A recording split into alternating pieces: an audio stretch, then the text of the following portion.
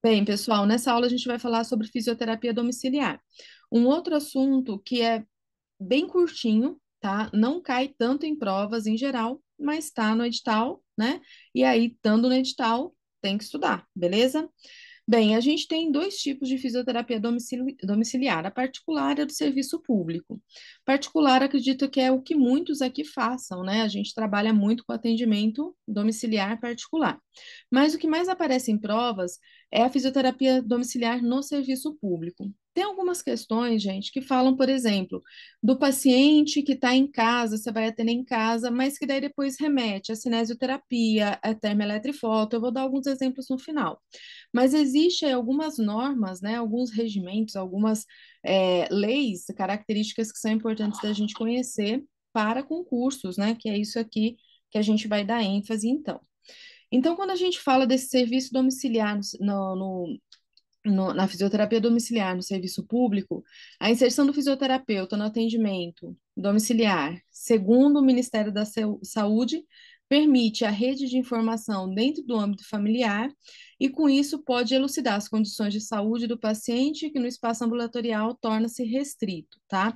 Então, o fisioterapeuta, ele já é reconhecido pelo Ministério da Saúde, pelo SUS, para ter acesso a essa rede aí dentro do domicílio.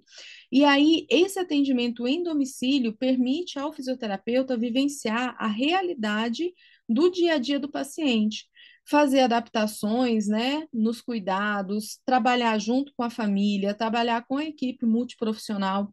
Isso tudo vão ser pontos muito importantes na prova, tá? Então, nas provas aparecem muito questões relacionadas a isso. A questão do tratamento multi ou interdisciplinar, né, dos vários profissionais, o acesso à realidade do paciente dentro de casa, né, e as modificações que o fisioterapeuta pode implementar para facilitar essa realidade, esse dia a dia do paciente. Esse trabalho muito próximo, não só ao paciente, mas também à família, vai ser importante dentro desses aspectos, tá? Bem, o que que o fisioterapeuta faz, né?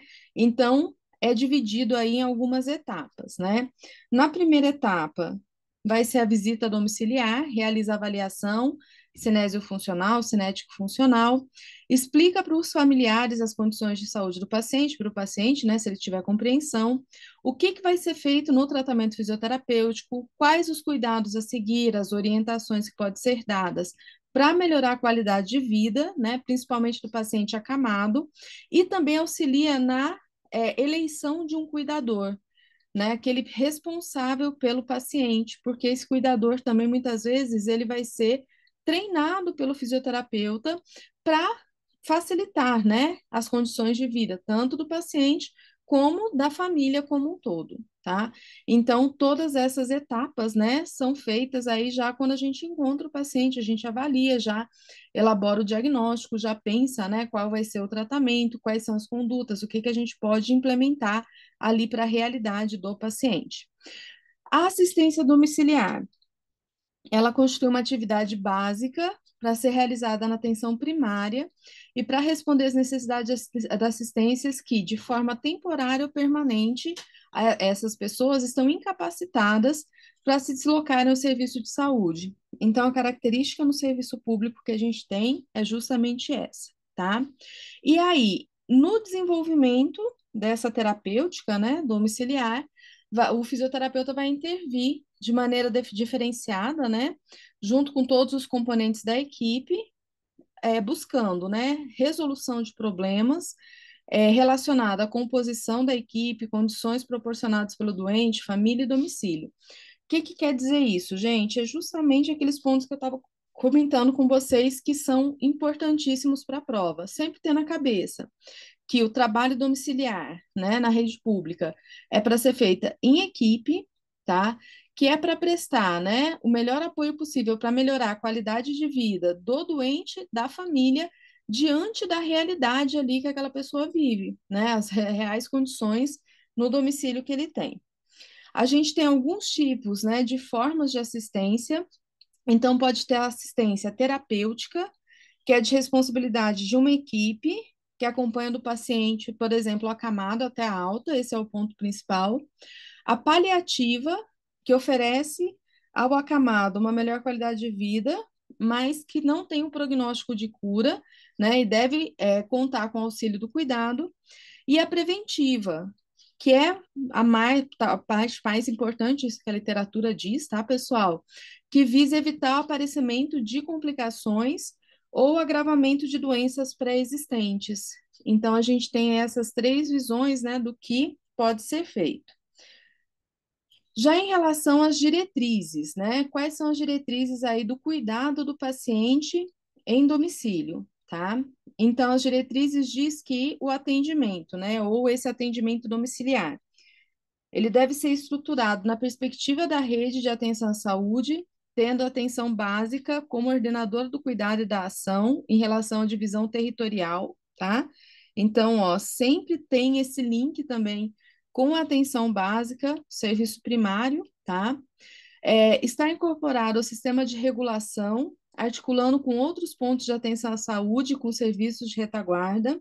Então, a regulação é quem distribui a necessidade, né, verifica a necessidade de determinados pacientes e aí então distribui as equipes e sempre tendo aí as ligações com possíveis locais, hospitais, regionais onde esse paciente possa ser encaminhado caso ele precise de uma atenção mais complexa, né, que não possa ser resolvida no âmbito familiar, tem uma intercorrência assim por diante, no âmbito domiciliar.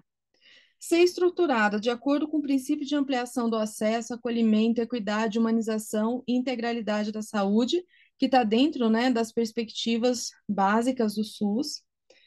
Está inserida na linha de cuidados por meio da prática clínica cuidadora baseada na necessidade do usuário, reduzindo a fragmentação da assistência. Então, aquela equipe toda, né? Vai discutir o caso, vai olhar a necessidade do usuário e todos vão agir no sentido de atender essa necessidade, não a pessoa tendo que peregrinar, né, de profissional a profissional, de unidade em unidade para conseguir a assistência que ela precisa. Adotar um modelo de atenção centrado no trabalho de equipes multiprofissionais e interdisciplinares, tá? Então, esse outro ponto aqui, tenham sempre em mente, né? Caso apareça alguma questão lá na prova. E estimular a participação ativa dos profissionais de saúde envolvidos, do usuário, da família e do cuidador, tá? Então, ó, sempre equipe, usuário, né? Que é o doente, vamos falar assim, a família e o cuidador principal, os cuidadores, tá?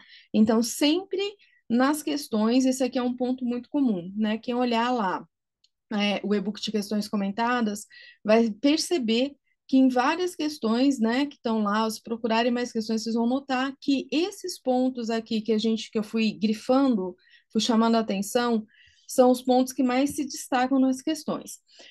Normalmente não são questões difíceis, são questões que se a gente ler com atenção e interpretar, a gente consegue responder. Mas a gente chama a atenção para esses pontos, porque esses pontos aí são cruciais, tá? E quais vão ser as atribuições do fisioterapeuta, né, nesse contexto? Então, vai participar do processo de admissão do paciente, por meio daquela avaliação que a gente falou, né, e entendimento das características, elaborar, supervisionar e executar programa terapêutico após a avaliação dos parâmetros funcionais, motor, cardiorrespiratório, neurológico, com a finalidade, o objetivo de restaurar, desenvolver, conservar a capacidade física do paciente, promover a independência funcional e prevenir as complicações.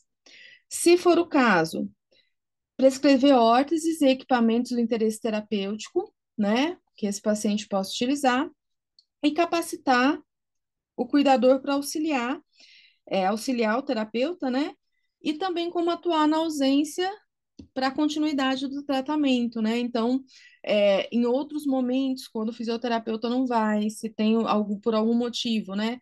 A quebra da continuidade das visitas, para que esse cuidador ele também tenha, né? Ele assuma aí um papel que é importante na prevenção de complicações, nos cuidados com o paciente, para evitar aí que esse paciente precise, né, chegar até um hospital ou que venha a sofrer, né, grandes debilidades e grandes é, dificuldades realmente na sua qualidade de vida, na sua independência. Além disso, Agendar pacientes conforme o plano terapêutico, né, que ele tenha, uma vez por semana, 2 vezes por semana, uma vez a cada 15 dias e assim por diante, tá? Uma vez por mês, né? Os acompanhamentos mais a longo prazo. Realizar avaliações periódicas no decorrer do tratamento, reformulando conduta e procedimento. Então, uma coisa que eu costumo falar, né? A mesma coisa que a gente faria fora, numa clínica, num hospital, né? As mesmas prerrogativas, os mesmos direitos, os mesmos deveres, as mesmas obrigações a gente tem com o paciente domiciliar também, tá? Continuando, fazer educação em saúde no domicílio, conscientizando a família, o cuidador, o próprio paciente, quanto à importância da participação no sucesso do tratamento, que é algo que a gente também tem que fazer sempre, né, aí na nossa vida de fisioterapeuta. Eu sempre falo, né, que o paciente ele tem que ser ativo aí no seu processo de reabilitação, porque senão não adianta, a gente pode fazer o que for, né, que o paciente não vai melhorar, então, sempre na medida do possível, né, gente, depende do quadro clínico, mas sempre na medida do possível, trazer o paciente familiar, o cuidador e dividir a responsabilidade e orientar e identificar barreiras arquitetônicas do domicílio para promover a independência funcional mais adequada. Então, para que esse paciente aí consiga ter independência, e daí são coisas que a gente só consegue ver realmente, né, indo à casa da pessoa para entender as dificuldades, como as barreiras arquitetônicas, às vezes um degrau, uma porta estreita, né, o posicionamento de um objeto, às vezes são coisas mais simples, às vezes mais complicadas. Como objetivos gerais, o fisioterapeuta tem adequar o ambiente do paciente, prevenir os agravos à saúde, né, que são as complicações, fornecer cuidado paliativo e atender o paciente incapaz de se locomover até a unidade de saúde.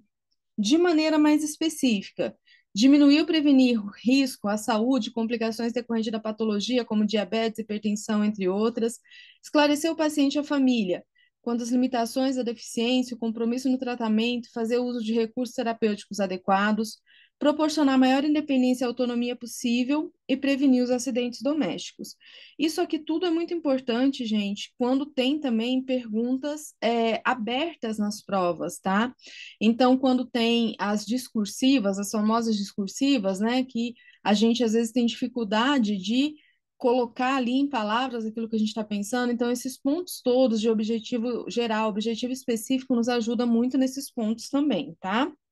E quanto ao planejamento do tratamento, então é o que a gente tem que fazer, né? A ambientação é a avaliação pré-admissional com o objetivo de identificar a barreira arquitetônica, a adaptação correta para receber o paciente na residência, isso quando o paciente ainda está, por exemplo, hospitalizado. A avaliação fisioterapêutica inicial será feita na primeira visita, utilizando ficha específica, escala, né, que pode ser definida pelo terapeuta ou pela equipe, né, pelo serviço onde você está inserido, mas deve conter os itens de avaliação, os dados relevantes para estabelecer o melhor tratamento e orientação da fisioterapia ao cuidador, né? Então, deverá ser feita pelo fisioterapeuta por meio de explicação, apresentação, treinamento, para realizar exercício passivo, ativo, técnicas e recursos respiratórios, que será adequada ao caso, levando em conta o paciente e o cuidador. E é claro, gente, não é para substituir o trabalho do fisioterapeuta, mas é para complementar.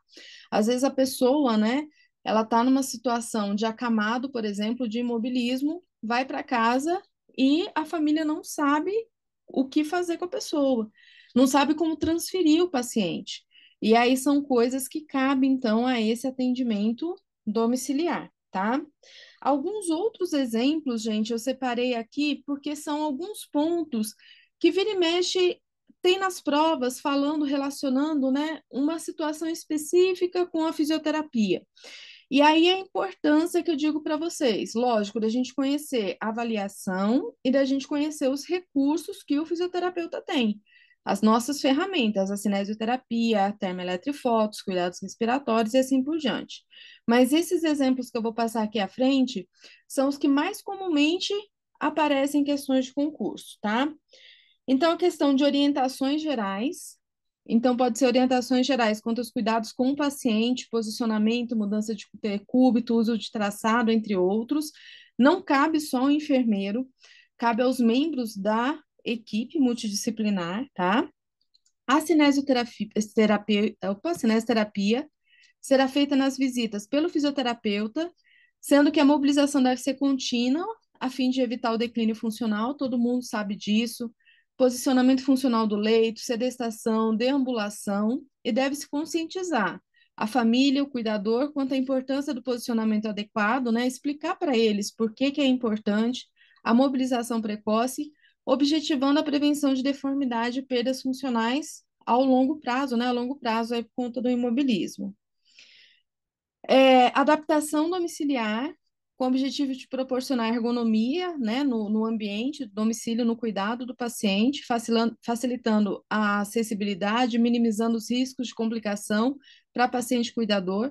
Algumas coisas são simples, né, como, por exemplo, tapetes soltos pela casa, outras coisas são mais complicadas, como mudança de um degrau, por exemplo, né, uma porta muito estreita, mas aí vai da realidade também de cada domicílio e das possibilidades que aquela família tem. E dos recursos terapêuticos, gente, o que eu mais vejo aparecendo em prova está muito ligado às técnicas de respiratória, tá? Então, os recursos respiratórios, aplicar e ensinar técnicas de reexpansão e de higiene brônquica, adequada para cada caso. E aí, aqui eu chamo a atenção de vocês, né? Para a prova de concurso, a gente tem que saber, gente, reexpansão e higiene brônquica, né? Claro, se a gente for trabalhar com isso, mais ainda, né? Mas para as provas é importante que é muito nas provas. Aspiração de via aérea. A aspiração traqueal de via aérea superior não é atribuição isolada do fisioterapeuta, exceto quando se trata da parte do atendimento fisioterapêutico, né? Então, você precisa fazer a aspiração para liberar, né, as vias aéreas, para higienizar as vias aéreas. A oxigenoterapia. O fisioterapeuta poderá gerenciar a oxigenoterapia juntamente com a equipe.